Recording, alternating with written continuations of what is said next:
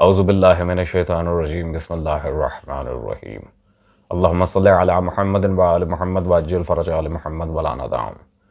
तमाम मोमिनीन को या अली मदद वस्सलामु अलैकुम व रहमतुल्लाहि व बरकातुहू। अज़ीज़ान गिरामी क़ादिर, टॉपिक आप हमारी वीडियो का देख चुके हैं ऑन द थंबनेल।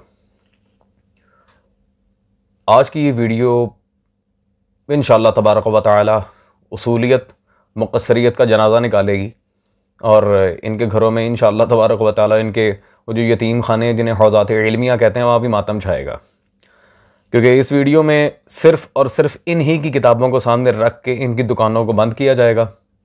लेकिन उससे पहले हम चलते हैं कि एक आध डॉक्यूमेंट्रीज़ इन्होंने निकाली थी जी खुम्स के लिहाज से मुज्तहिदीन पर इल्ज़ाम लगाए जाते हैं, वो झूठ है, ये है, वो है, whatever the hell was that.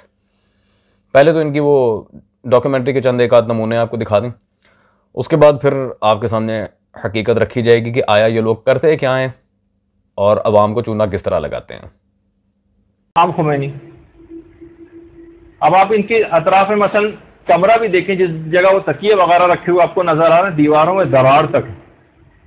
कोई कह सकता है कि वो शख्स जो एक लिहाज से हमारी आम जबान में ईरान का बेताज बादशाह था, ये अगरचे इनके लिए मुनासिब नहीं इस किस्म के जुमले कहना, लेकिन लोगों को समझाने के लिए क्या चीज उसके इख्तियार में नहीं थी, वो अपनी जिंदगी का म्यार बेहतर नहीं बना सकता। जमीन पे बैठ के वही दरियां चटाइयां, कालीन ईरान के अंदर ऐसी जैसे आपके घर में चटाइयां होती, यानी कोई ऐसा हमारे यहाँ ये नहीं जैसे हमारे यहाँ समझा जाता कालीन है तो बड़े अमीर लोग हैं, ऐसा नहीं होता। वहाँ पर हर गरीब से गरीब शख्स के यहाँ भी कालीन होता, चटाई जिसको जिस तरह हमारे गरीब अफराद के घरों में होती।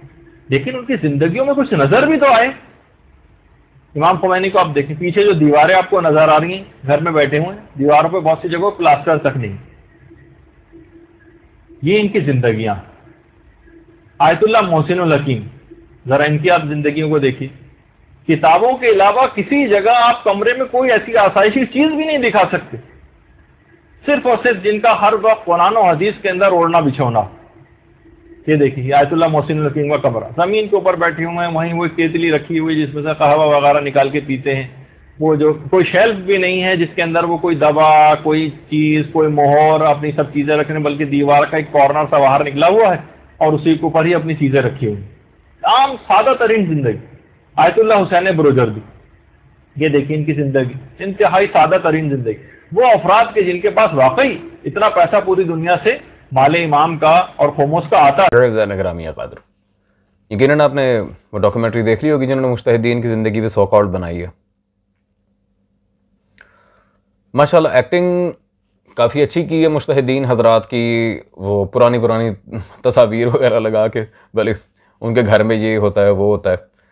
मैं सिर्फ एक पॉइंटफुल सवाल पूछता हूँ, ये जो आपके मुज्तहिदीन हजरात इतने इतने बड़े बड़े मदारिस बनाते हैं, इतने इतनी हाई टेक्निकल पेपर्स पे 32 जिल्दों में इनकी इल्म उसूल फ़िक़्ह की शरह पे किताबें छप रही होती हैं, वो सारा पैसा कहाँ से आता है? वो डायरेक्ट वलीउल असर दे के जाते हैं, नाउज़ुबिल्लाह मिन ज़ालिक। खैर, फिर कहेंगे जी दीन की राह में लगता है। वो मैं आज बताता हूँ बेटे, दीन की राह में लगता है कि नहीं लगता। अज़ीज़ान, सबसे पहली बात तो ये कि हाथी के दांत खाने के और दिखाने के और, बड़ा मशहूर ये मुहावरा है। बिल्कुल वही काम ये इस मौलवी ने किया है इस डॉक्यूमेंट्री में। और हैरत की बात है, खुदा की कसम, कहता अपने आप को मुदर्रिस और औरतों के अंदर बैठ के दर्स दे रहा होता है। वो तुम्हारा क्या काम ख़वातीन के अंदर? खैर, ये बस मौला अली का फरमान भी बरहक है कि मेरा दुश्मन दाढ़ी वाली औरत है। अजीज़ान, मोस्ट इंपॉर्टेंट पॉइंट, इन्होंने हदीस तकलीद को सामने रखा, निज़ाम मरजइयत घड़ लिया जो हमारे मुहद्दिसीन का था, इन्होंने मुज्तहिदीन पे फिट कर दिया, उसूली मौलवियों पे। उसका हमने दर्जनों दफ़ा जवाब दिए कि रुजू क्या है, तकलीद क्या है, मरजा कौन है, मुहद्दिस कौन है, उसूली कौन है, अखबारी कौन है, ज़मीन आसमान का फ़र्क है। बहुत दफ़ा जवाब दे दिया, और इनके अपने बाबा हजरात की किताबों से दिए, नहीं कि मुज्तहिदीन की। ढीठ बनना है तो फिर अल्हम्दुलिल्लाह हम इनसे ज़्यादा ढीठ हैं। जब तक जवाब नहीं दोगे बेटे तुम्हें आगे कुसकने नहीं देना मैंने। दूसरी मोस्ट इंपॉर्टेंट बात यह है कि ये सबसे पहले जो ड्रामा करते हैं, इसी हदीस तकलीद को उठा के सामने लाए, हमने उसकी सनद को जाली साबित कर दिया। वो सनद जाली रिवायत है, मजहूर रावियों की घड़ी हुई। दूसरी बात, उसकी शराइत पे भी पूरे नहीं उतरते। तीसरी बात, तकलीद से मरजइयत, मरजइयत से ये नियाबत इमाम, क्योंकि नायब इमाम पे भी 3 साल पहले हमारा लेक्चर तफसीलन रिकॉर्ड हो चुका था। मौलवी जाफर यासूबी के अगेंस्ट, जो डायरेक्ट शागिर्द हैं सिस्तानी साहब के, इसी चैनल पे अल्हम्दुलिल्लाह मौजूद है in the beginning videos, you can check it out. अब उसमें तो दलाइल बहुत ज़्यादा थे, एक दलील मैं रिपीट कर दूं ताकि अगर फतवे लगाने तो फिर इन पे लगाएं, हमारे ऊपर नहीं। अल्लामा हिल्ली रहमहुल्लाह ताला, उनकी ये किताब मेरे हाथ में मौजूद है, अल-फैन। अल-फैन में सफ़ा नंबर 20 पे अल्लामा हिल्ली ने नायब के लिहाज से जो शर्त बयान की है, वो कहते हैं जी नायब को मुनीब के ओहदे के लवाजिम और असबाब का अपनी ज़ात में मौजूद रखना शर्त ज़रूरी है। नायब के अंदर वो सारी शराइत होनी चाहिए जो उसके मालिक मुनीब में होती हैं, बिल्कुल वैसा ही नायब होना चाहिए। कंपटीशन ओवर अजीजान, बात बिल्कुल साफ है यहां पे। तो अब फतवे उछालें अल्लामा हिल्ली पे, उनके उसूल के मुताबिक भी गैर मासूम कभी मासूम का नायब बन ही नहीं सकता, और ये तो शिया मुसल्लमात में से एक सबसे मुसल्लम बात है। अगर फॉर एग्जांपल इन्हें नायब मान लिया जाए तो फिर अहले सकीफा उठ के एतराज करेंगे कि भाई तुम तो कहते थे जी गैर मासूम का नायब ये बनना मुमकिन ही नहीं है, वो मासूम की नियाबत में आ ही नहीं सकता, तो अब तुमने गैर मासूम के की नियाबत कैसे ऑन कर ली? इमाम महदी की दफा आके माज़अल्लाह शरीयत बदल गई, रसूलुल्लाह की दफा और मामला, वलीउल असर की दफा और मामला, बेइज्जती करवाएंगे अपनी जगह जगह, वो तो करवा भी रहे हैं अल्हम्दुलिल्लाह। खैर, अब सबसे बड़ा ड्रामा कि वो खुम्स के पैसों को अपने लिए इस्तेमाल नहीं करते, इसको भी हम एक्सपोज करेंगे कि एक चीज पे बात करके जाएंगे। खुम्स के लिहाज से इनके मुज्तहिदीन ने जो लिखा, जो विलायत फ़क़ीह के मामलात हैं, सबसे इंपॉर्टेंट बात यह है कि ये सियासी पॉलिटिकल लीडर्स को दीनी रहनुमा बनाकर पेश करते हैं और फिर इस सारी की सारी विलायत को ये हुकूमत के खाते में डाल देते हैं। यानी कि विलायत एक मिनल्लाह कमांड थी जो अहले बैत के लिहाज से अंबिया तक पे वाजिब करार दी गई थी, अहले बैत की विलायत, और इस पे अहले सुन्नत मुहद्दिसीन के दर्जनों हवाले में 4 साल से दिखाता आ रहा हूं। खैर, वो एक अलग बात है।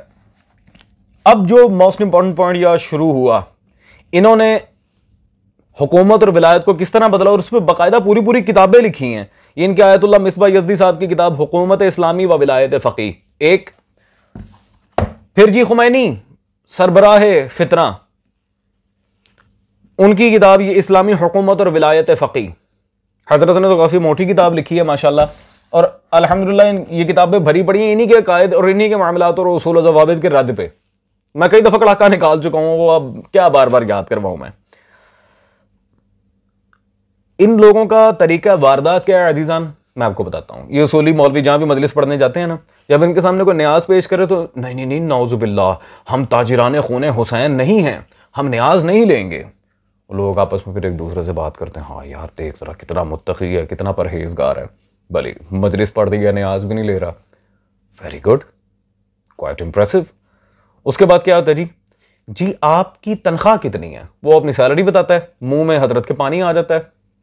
फिर क्या होता है, आप खुम्स निकालते हैं जी, मौलाना हमें तो नहीं पता खुम्स किस तरह निकालते हैं, हमें मिकदार ही नहीं पता, क्योंकि ना हमने कुतुब हदीस को देखना है, ना कोई बात बाबों की अंधी तकलीद करनी है। साथ ही मौलवी हजरात, अस्तगफिरुल्लाह रब्बी व तूबू इलैह, आपकी तो सारी आमदनी हराम हो गई, आप जब तक इसमें से खुम्स ना निकालेंगे आपकी तो आमदनी हराम हो गई। और वो खुम्स सहमे इमाम है, जिसका ये क्या करते हैं, एक काम करें, फॉर एग्जाम्पल आपकी सैलरी 1.5 करोड़ रुपए है, तो उसमें से 25 लाख या 30 लाख हमारे मदरसे में या चैरिटी फंड में दे दें, हैप्पी। और ये बड़े फिल्मबाज लोग होते हैं, उनके घर जाके मजालिस भी पढ़ लेते हैं, सब कुछ कर लेते हैं, खा पी गए तेरी खैर फुल सेट, बाहर निकलते हैं और उनसे न्याज के नाम पे 1 रुपया भी नहीं लेते, बाद में सीधा ही 30 लाख का टर्नओवर मंथली अपने पास ये रखवा लेते हैं। और एक नहीं, कईयों के घर इस तरह होता है in all over the countries. Pakistan या इंडिया की बात नहीं कर रहा, पूरी दुनिया में ये माशाल्लाह गेम चल रही है। अल्लाह अकबर, बड़ा चूना लगाया यार इन लोगों ने। वो तो वलीउल असर जो इनके साथ करेंगे आके वो करेंगे, वो तो खुमैनी साहब ने खुद लिख दिया, इमाम ने आके क्या करना है। तो ये इनकी सारी खुम्स की कहानी होती है, जिस तरह ये चेपते हैं हर जगह से। मौलवी जवाद साहब तो वैसे ही माशाल्लाह कमाल दी कौड़ी, उन्होंने तो नासबियों को भी नहीं बख्शा, उनके अकायद की तर्जुमानी करते करते अगयार को खुश करने के लिए, क्योंकि हैं ही अगयार से, इनका बैकग्राउंड ही वही है, उनसे भी चेपते हैं। अजीजान बेसिकली अब मसला ये विलायत फ़क़ीह पे, हुकूमत पे अहद पे, इस सब पे सबसे पहले तो क्लैरिफिकेशन हम आपके सामने रख देते हैं ताकि कल को कोई रफड़ रहे ही ना। ये इनके हुज्जतुल इस्लाम हबीबुल्लाह ताहिरी साहब की किताब मेरे हाथ में हौज़ा इल्मिया कुम से छपी हुई मौजूद है। ये पैरवान विलायत फ़क़ी आप देख रहे हैं इस वक्त। इसमें सफ़ा नंबर 157 पे बेचारे ने उसूल लिखा, सारी हुकूमत सारी विलायत का कड़ाका निकाल के चला गया। क्या? इमामत और रहबरी अहदे इलाही अस्त, अहदे इलाही अस्त के बेजालिम और सितमगर नमी रस्त। इमामत और रहबरी मिनल्लाह है, इलाही ओहदा है, और यह जालिम और सितमगर को कभी नहीं मिलता। अब ये करें दावा की जिंदगी में इन्होंने कभी जुल्म या किसी पे सितम नहीं किया, ना चाहते हुए कभी ना कभी गलती से तो हो ही जाता है हर इंसान से, वरना इस्मत क्लेम करके बैठ जाएं। सीधा सीधा उसूल है जो इनके अपने हुज्जतुल इस्लाम साहब ने लिखा, और हौज़ा इल्मिया कुम से छपी हुई किताब मैं आपके सामने पेश कर रहा हूं। जी अजीजान, ये बात तो चले फिर भी क्लियर हो ही गई है सबके सामने कि ये नियाबत का मामला भी बिल्कुल फ्लॉप है इनके लिए। ये हुकूमत फिर सारे इख्तियारात अवाम के ऊपर वो भी बिल्कुल ठंडा है, कोई ऐसी बात नहीं है। अब रह गया खुम्स का मसला।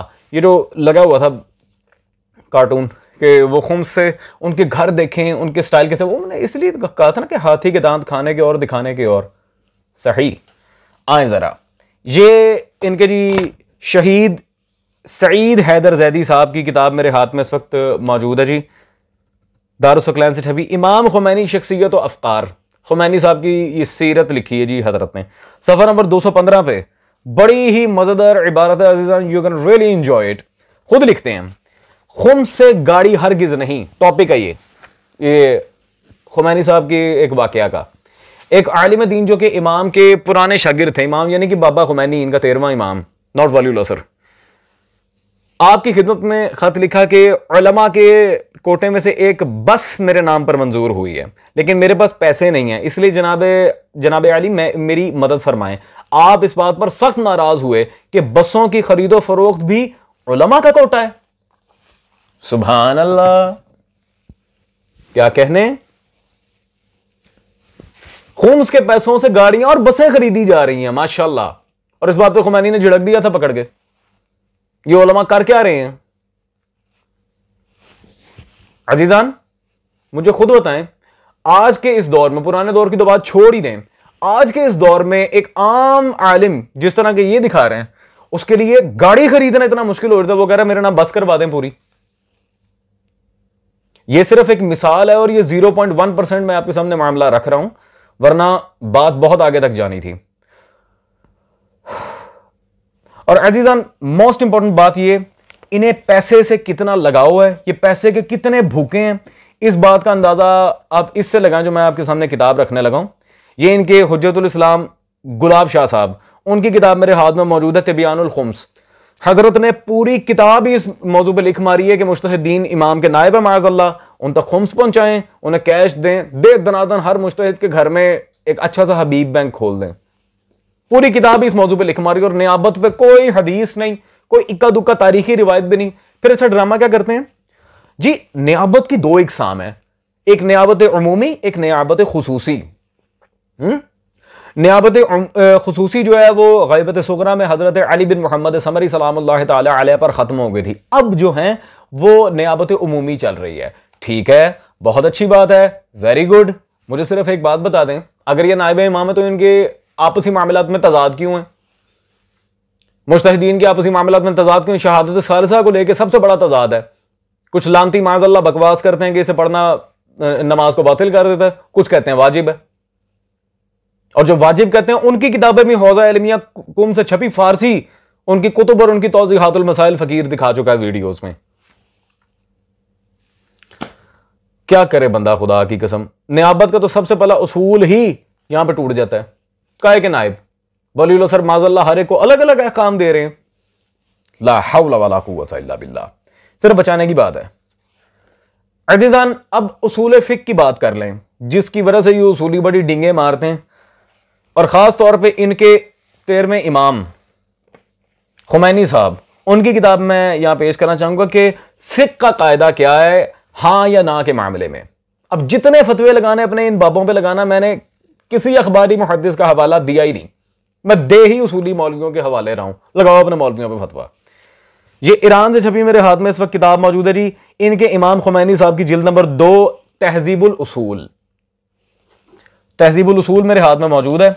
इसमें तहजीबुल उसूल जिल्द नंबर 2 में जहाँ हुर्मत के मामला पे खुमैनी साहब बात कर रहे हैं, वहां पे सफ़ा नंबर 256 पे जिल्द 2 में हजरत ने इमाम सादिक की एक हदीस नकल की, और क्या वो पॉइंट नंबर 2 में लिखते हैं जी, कुल्लु शैइन मुतलकुन हत्ता यरिद फीहि नाहियुन, हर शय का मुतलक जवाज तब तक है जब तक उस पर नहीं अज़मासूम वारिद ना हुई हो। ये मौला सादिक की हदीस मल्ला यादरुल फकीह में भी आइज़न ये वाली रिवायत मौजूद है, लेकिन खुमैनी साहब ने यहां पर भी नकल की है क्योंकि सनदन ये रिवायत सही है और इससे बहुत से इनके उसूली मुज्तहिदीन ने बारहा इस्तदलाल किया है मामलात हुर्मत पे, भले और भी मामलात में। अजीज़ान, अब फिर ये कहेंगे जी देखिए मुज्तहिद सैयद तो होता है ना, अब सैयद को खुम्स नहीं देंगे तो फिर किसको देना, तो जरूरतमंद सादात को दो, जरूरतमंद सादात को दो। ये जरूरतमंद है जिनकी कब्रों पे इतने इतनी बड़ी बड़ी संगे मरमर की टाइलें लग रही हैं, वो जरूरतमंद है। खुमैनी का जाके सिर्फ आप मजार देख लें, इन्होंने कितना बड़ा लंबा चौड़ा ऊंट जैसा मजार बनाया हुआ है उसका, ये जरूरतमंद है। बेच के खा जाए तो मैं जरूरतमंद है।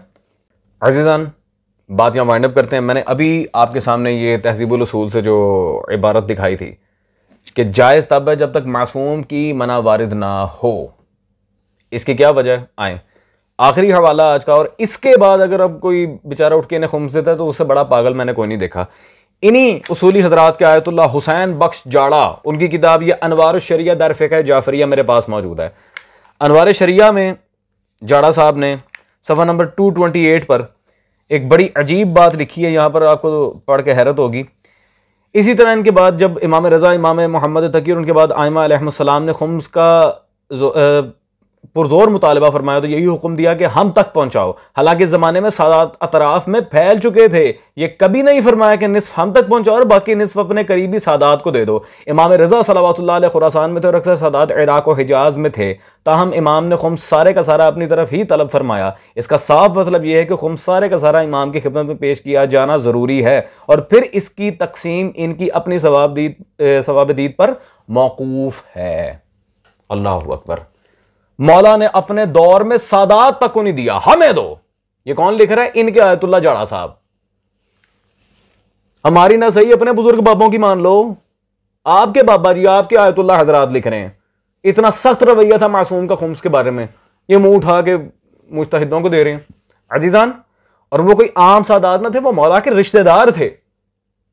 उन्हें मौला ने नहीं देने के लिए इजाजत दी, हमें दो। खुद इनके मुज्तहिदीन ने लिखा। इसलिए खुमैनी की किताब तहजीबुल उसूल से मैंने अभी इबारत पेश की थी ताकि उसूल फिक़्ह का कोटा भी पूरा हो जाए और तारीख से भी जमानत आ जाए। दैट्स ऑल अजीज़ान, होती है आपसे मुलाकात अगली नशिस्त में। टिल देन, वालिया खुरासान वारिस।